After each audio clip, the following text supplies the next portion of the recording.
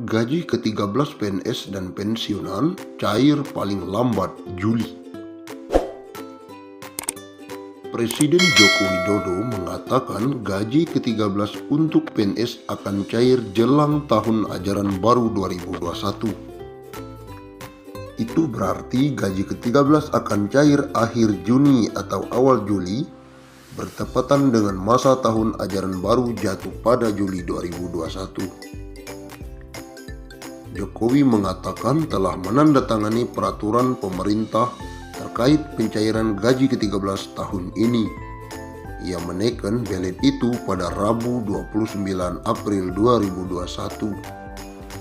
Saya telah tanda tangan PP penetapan gaji ke-13. Gaji ke-13 akan dibayar jelang tahun ajaran baru anak sekolah, ungkap Jokowi. Selain itu, ia juga sudah menandatangani PP untuk pencairan tunjangan hari raya tahun 2021. Rencananya, pemerintah mulai membayarkan THR H-10 Lebaran. Pemberian THR ini program pemerintah untuk dorong konsumsi, peningkatan daya beli yang diharapkan jadi daya ungkit ekonomi, terang Jokowi. Dalam pembayaran THR kali ini, pemerintah memasukkan komponen tunjangan pangan. Hal ini tertuang dalam Nota Dinas Kementerian Keuangan nomor ND-134-PB-2021. Komponen THR untuk PNS terdiri dari gaji pokok, tunjangan keluarga, tunjangan pangan, dan tunjangan jabatan atau tunjangan umum. Komponen tunjangan pangan juga berlaku untuk prajurit TNI, anggota Polri, pegawai pemerintah dengan perjanjian kerja, Dewan Pengawas Komisi Pemberantasan Korupsi, kemudian pimpinan lembaga penyiaran publik, dan pegawai non-pegawai aparatur sipil negara yang bertugas pada lembaga penyiaran publik. Komponen THR tahun ini dan tahun 2020 lalu sama-sama memangkas tunjangan kinerja. Namun yang berbeda dari tahun ini adalah tunjangan pangan.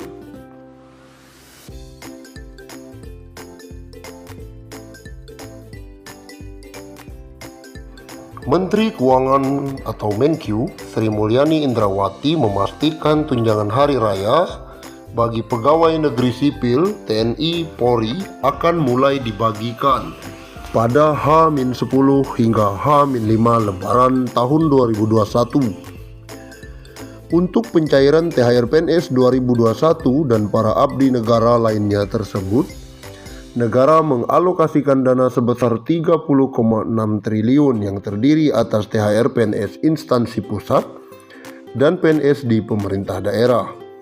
Dia mengatakan dana THR PNS 2021 sebesar 30,6 triliun tersebut akan dibelanjakan untuk pusat dengan jumlah 15,8 triliun dan 14,8 triliun untuk daerah. THR PNS 2021 terdiri atas gaji pokok, tunjangan keluarga, tunjangan pangan dalam bentuk uang, dan tunjangan jabatan atau tunjangan umum sesuai jabatan. Sementara THR dan gaji ke-13 bagi calon PNS terdiri atas 80% gaji pokok, tunjangan keluarga, tunjangan pangan dalam bentuk uang saku, dan tunjangan umum. Komponen THR yang diterima pensiun masih sama, tetapi bedanya gaji pokok diganti dengan pensiunan pokok. Sri Mulyani lalu membeberkan alasan besaran THR PNS 2021 tak memperhitungkan tukin, sebab APBD masih mempunyai instrumen utama dalam pemulihan ekonomi akibat pandemi COVID-19. Maka itu dana dalam APBN harus dibagi-bagi untuk pihak lain yang masih membutuhkan dukungan fiskal seperti masyarakat miskin dan rentan. Pemerintah memahami dalam situasi tahun ini COVID-19 yang membutuhkan dana dan anggaran APBN bagi penanganan dan pemberi perhatian bagi masyarakat. Oleh karena itu, tahun 2021 pemerintah memutuskan pemberian THR dilakukan seperti pada tahun 2020 dalam bentuk gaji pokok dan tunjangan melekat, kata Sri Mulyani. Wanita yang akrab disapa Ani ini mengakui ada beberapa pos pengeluaran yang harus didanai APBN, meski sebelumnya pos pengeluaran itu tidak ada dalam anggaran.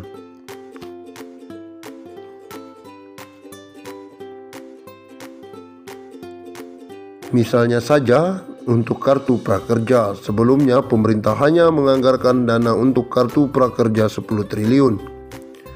Namun anggaran ditambah menjadi 20 triliun. Bendahara negara ini juga menganggarkan bantuan atau subsidi kuota internet untuk pelajar dan pengajar. Lalu bantuan langsung tunai seperti bantuan produktif usaha mikro dan imbal jasa penjaminan UMKM. Oleh karena itu memang beberapa pos dilakukan refocusing.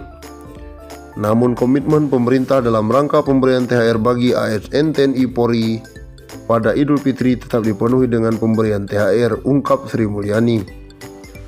Tercatat, pemerintah menganggarkan dana 699,43 triliun dalam program pemulihan ekonomi nasional. Di dalamnya terdapat anggaran dalam bentuk perlindungan sosial 150,3 triliun, yang disalurkan untuk PKH 28,7 triliun, bantuan sembako 45,1 triliun, BST 12 triliun dan dana desa 14,4 triliun. Dana PEN juga antara lain diberikan untuk mendukung kinerja sejumlah perusahaan BUMN.